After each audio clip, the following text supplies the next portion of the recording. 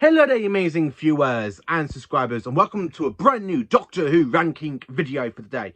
So for this Doctor Who ranking video, I'm going to be ranking the finale episodes of Series 1 all the way down to Series 13, aka the current series. Now, basically, when I say Series 13 is the current, it's not actually the current. We are moving into Series 14 after the 60th anniversary specials, but it's the only series we've had so far with a finale, and not including the specials. So we have got Series 1, we've got Series 2, 3, 4, 5, Series 6 Part 1, Series 6 Part 2, Series 7 Part 1, Series 7 Part 2, Series 8, 9, 10, 11, 12 and 13. So I'm going to talk about how I kind of done this now. The image should have come up as well. So instead of doing this all through chronicle order from Series 1 to 13, I'm going to go through the actual list here. So we have oh dear, active dislike, not good. Then of course we had middling.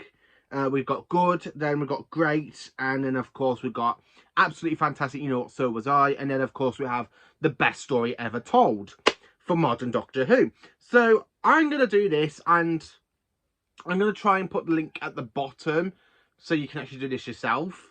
So as I said, I was flicking through tier maker, because I like making these tier makers, because I was doing one for Star Trek, you know, how I rank the Star Trek franchise from the best TV shows, and I come across this one.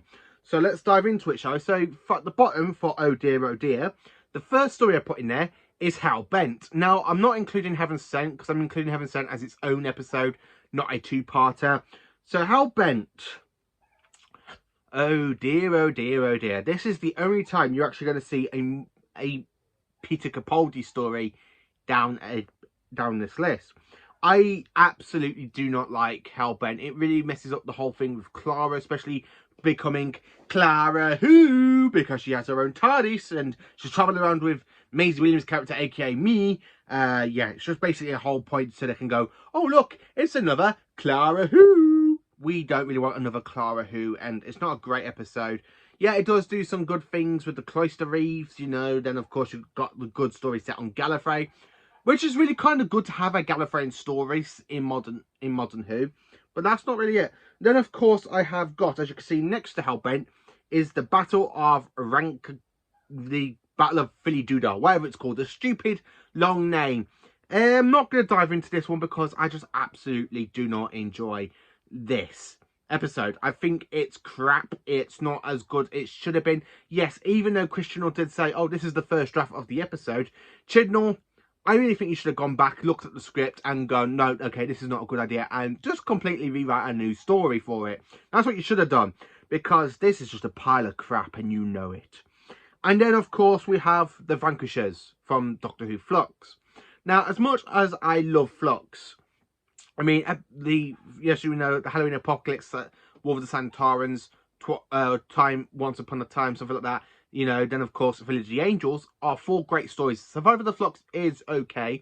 This one just absolutely falls flat on its face because it tries to do so much to wrap this story in, and it doesn't do it justice. I mean, I think it does fall flat on its face, and there are stuff that really isn't much explained at the end of this series, and it feels much like a Moffat type thing from Series 6. And as to be honest with you, even though I have to kind of put that one a bit higher, I don't really care for the Vanquishes. It's absolutely brilliant. Now, here is another one. Active dislike. As you can see, I've only put one episode in this, and it is the Series 6 finale, The Wedding of River Song. Oh dear. I don't really care for this episode. It does too much. It's all very timey-wimey. It has everything that Series 6 was building up with the Doctor's death, and even has so much crammed into it. And you got, what, 45 minutes to tell an entire whole story about this whole bit of time messing up. You got the Return of the Silence, Madame Cavari. Yeah, I just physically get so lost at this finale point. I have watched this one quite a few times. I do like the ending bit there where you got the Doctor talking to Dorian, and he goes, "You're a fool, you know, on the fields of Transport of the 11th, and the question been running from all your life, Doctor Who, Doctor Who." I really do love that bit, but the rest of the episode is very mishmashy. It does too much in the space of what it does. And then, of course, we have the next category, not good, which is basically the time of the Angels Take Manhattan. Oh my God, what can I say about this one? Well, Angels Take Manhattan, it does have some good stuff going for it with the departure of Amy and Rory. But the one thing that really puts me off this entire episode is the Weeping Angel being the Statue of Liberty. And the way it just moves across the whole New York, you will guarantee people's going to look up and go, oh my God, that's a big one. The Statue of Liberty's moving. Oh, look where it's heading to. Yeah, it's just a pile of crap. And I'm sorry to say that. I just think this one is absolutely a pile of crap. Then next category, we have middling. So middling. These ones, I don't know where to actually put these because I was going to put these in good category, and of course we have not so good, but it's somewhere in between these two. So the first one is Dark Water and Death in Heaven. So I do kind of enjoy this because, one, we have the very first basically full-on appearance as Michelle Gomez as being Missy and not just this strange woman walking around the place and saying, I'm sorry, my boyfriend didn't hurt you, did he, when you pushed you, or did you fall? You know, I absolutely do love the fact that Peter Capaldi is spot on in his role as the 12th Doctor. Absolutely brilliant. I absolutely do love the 12th Doctor in this one. Again, when you kind of have the titles, and instead of having Peter Capaldi's name, he comes second in the titles, but it's just got Jenna Coleman, and then you've got Clara's face, and this is the first time to kind of go, oh, look what it is, ladies and gentlemen, it's Clara Who. Yeah, we don't need another Clara Who. We just want an episode of Doctor Who. And they had that build up with the Cybermen and the Master, and basically they kind of just flop it and basically bring so they can do that stupid cameo with the Brigadier as Cyberman, and then he just goes off. We don't know if he destroyed himself or he went off out into the universe. We just physically do not know.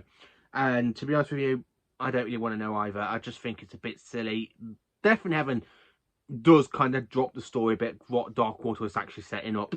And then, of course, we have the Timeless Children. Now, I'm actually going to separate Associate Cyberman away from this one, because Associate Cyberman was brilliant. The Timeless Children, what can I say about it? The only kind of good thing about this is Sacha Dhawan's performance as the Master.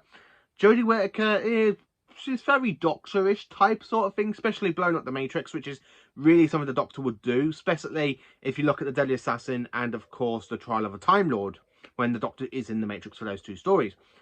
The whole Timeless Child thing, it's very, what's the word? Confidential? Very conflict. It's very conflict because it's the episode that kind of split the fandom into two, because you had the people that really did enjoy it because of having pre-Hartnell Doctors, and then you have fans that absolutely hate it and call this abomination. Me in the middle, for me, I'm actually going to put it in the middling between not good and good, because there are some good stuff in that episode I do enjoy, like Sacha Dhawan's performance as the Master. I love the fact we have the Cybermen coming the Cybermasters. Even though I think it's very wasted in this episode, but when you get to the Power of the Doctor, it is absolutely done more better. I have to be honest with you. So yeah, I'm going to say that. Next category, we have good. And of course, we jump into two David Tennant series finales now. So the first one is Army and Ghosts and Doomsday. Now, I've put this in good because actually I quite enjoy this finale. Now, Series 2 is my least favourite episode, my least favourite series of Modern Doctor Who. But I do like the finale. I love the fact we have the Cybermen coming from the parallel universe. We have the Cult of Skaro making their appearance. We have the Genesis Arc, the Time Lord Prison, when you got the Daleks flinging out through the time, all through Earth, shooting the Cybermen. And we say goodbye to Rose, and basically it does kind of kill off the whole lovey-dovey stuff, technically, but apart from Martha going, oh, good glade over the Doctor. Army Ghosts and Doomsday, it's actually quite a good finale, and I do quite enjoy it, which is why it's in good. And then, of course, we have the finale to Series 3, and I do class this as a three-parter, which is Utopia, Sounds of the Drums, and Last the Time Lords. And I've also put this in good. Now, I was actually going to put this in great, but I have to be honest, I really think Last of the Time Lords kind of let the other two episodes down a bit in certain parts, but it's actually still okay. I'm going to be honest with you, it's still okay. It's still good, because we have Utopia, which sets up the return of the Master. Then, of course, you have Utopia with the Toclophane. So you have the Sounds of Drums of the Toclophane, and the Master being absolutely fantastic, playing by John Sim, which is one of the reasons why I quite like John Sim's Master, because he's really good in the two episodes of this series. and then he's good in the Capaldi episodes, which is more later on in this list. But then you have the End of Time that really lets down his master and his character development as the master, and I just don't physically like it. But yeah, it's good. The trilogy to the Master trilogy for Utopia, Sound of Drums, and Last of Time Lords is good. At the moment, I've got nothing in great because, well, to be honest with you, we've only got 2 categories out of 3. And I'm going to talk about the ones I actually enjoy. So we have absolutely fantastic, and you know what, so was I, which is the kind of closing part to Series 6 Part 1. And I've actually put in, as you can see, When a Good Man Goes to War. I'm going to be 100% honest. I actually prefer this one over to the actual proper finale to Series 6. This one is absolutely brilliant. I love the fact we go to Demon's War, where a good man goes to war. It's basically one of my favourite Matt Smith episodes. So when I do my series of ranking all of the Matt Smith stories, because I'm at the moment, I'm in the middle of writing Tom Baker, and I'm struggling with Tom Baker's because some stories, even though I've updated it, and then I go, oh no, actually that deserves to be in that place, that deserves to be in that place. So I'm quite looking forward to getting into Matt Smith, and you can find out where I actually quite physically have to put When a Good Man Goes to War. But I absolutely do love this one because, one, we have the Jadu basically working with the Doctor. We have the Return of the Pirates and the Curse of the Black Spot, which is a good episode. I don't know why people don't like that one, but I actually quite enjoy it. And of course, it actually does set up the Doctor to be feared. You know, we know why he's feared. When he left Gallifrey, could you really think he'd become this? A man who could turn an army by the mention of his name. The Doctor, a word for healer, and wise man throughout the universe. I actually quite enjoyed that episode. It's absolutely brilliant. And then, of course, in that same category, I've had to put The Name of the Doctor.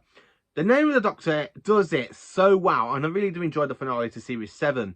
It's absolutely flipping brilliant, and it does lead into the 50th anniversary and the Christmas special really well as well. But I absolutely do love it, and it's a great episode. I love the fact Richard E. Grant is back as the main villain, since we've only seen him in 2 previous stories, aka The Snowmen and The Battles of St. John. But in this one, he's actually quite good, and I love the fact how the Great Intelligence wants to go into the Doctor's time stream, so he can jump through the Doctor's time stream and kill the Doctor every time the Doctor has had a defeat. And when you look at every single episode of Doctor Who, from modern and classic, yeah, you know he's going to try and erase a lot of that. And it's absolutely done so brilliant. And of course, we have the conclusion of the story by introducing us to the War Doctor, played by John Hurt, where the Doctor goes, he's the one that broke the promise, because the name Doctor is a promise to be to never be cruel, never be cowardly, never lose hope, or something like that. It's been a while since I watched it. But I absolutely love the way how John Hurt comes around going, what I did without choice. I know, but in the name of peace and insanity, but not in the name of the Doctor. Boom! Absolutely brilliant cliffhanger. And then, of course, the last category, the best stories ever told. So, of course, for the first one, I've had to put Bad Wolf and Parting of the Ways. This is Christopher Eccleston's finale as the 9th Doctor. He does go off to regenerate at the end to David Tennant. I absolutely love this one. I think it's absolutely brilliant. Absolutely brilliant. I love it. I love the fact the Daleks, we have the return of the Emperor Dalek. I love the whole game shows stuff going on. I absolutely love this one because I have to be honest, this was one of my favourite finales for a very long time, until recently. It's actually my second favourite because World of the Time and the Doctor Falls has kind of took over that. But I absolutely love it. The next place we have The Star on Earth and Journey's End. Again, I've had to put this one in because it's literally a Doctor Who type of Avengers Endgame type style. And it's actually done brilliant because you've got the 7th Gen Adventures, you've got Torchwood working with the Doctor, you've got Unit working with the Doctor to try and stop the Daleks and stopping the reality bomb, the Doctor's Children of Time. Again, absolutely brilliant. I love the fact we have the Doctor kind of regeneration. When I saw that cliffhanger with the Doctor, going, I'm sorry, it's too late, I'm regenerating, and you just see him regenerate, I was literally thinking we're going to get a new Doctor at that point. And then he puts his regeneration into the hand, and I'm like, oh, okay, no, we don't. But then we get the Metas Crisis Doctor. And of course, Donna Noble's brilliant in this one as well. I absolutely love it. Plus, it is the return of Davros after 20 years as well, which is one of the reasons why I love the story, because Remember the Daleks aired in 1988, and then 20 years later, you got Stolen Earth and Journey's End, which is the return of the Master, and into New Who as well, and it's done absolutely brilliant. I absolutely love it. Then, of course, I've had to put the finale to Series 5, which is the Pandorica Opens and the Big Bang. Again, I absolutely flipping love this two-parter. Again, it's very much on a timey-wimey sort of thing, with the Doctor being trapped to the Pandorica by all of his enemies, and then, of course, the universe explodes because the TARDIS is blowing up. and the Doctor's got to reboot it all and basically finds a way back by making Amy kind of remember through the rhyme of the wedding poem, saying something old, something blue, something borrowed. What was it? Something old, something new, something borrowed, and something blue. And I love the way how that helps her to remember the Doctor. And I absolutely do love it because it's absolutely done brilliantly as well. And then the last story that's in this list is Were Enough in Time and The Doctor Falls. I flipping love this two-parter. I think it's the best two-parter for me. I love that we have the return of John Sims Master. I really prefer this one over to Last of the Time Lost on Sound of the Drums. I love the fact Michelle Gomez, we have like a multi-master story. And the fact that we have not one, not two, but 3 types of different Cybermen as well. I really think that's done so brilliantly and so fantastic. So yeah, that is me ranking all of modern Doctor Who's finale series. Let me know in the comments what you think of it. Thank you for watching. Please do like, subscribe and share and join for more awesome Doctor Who content.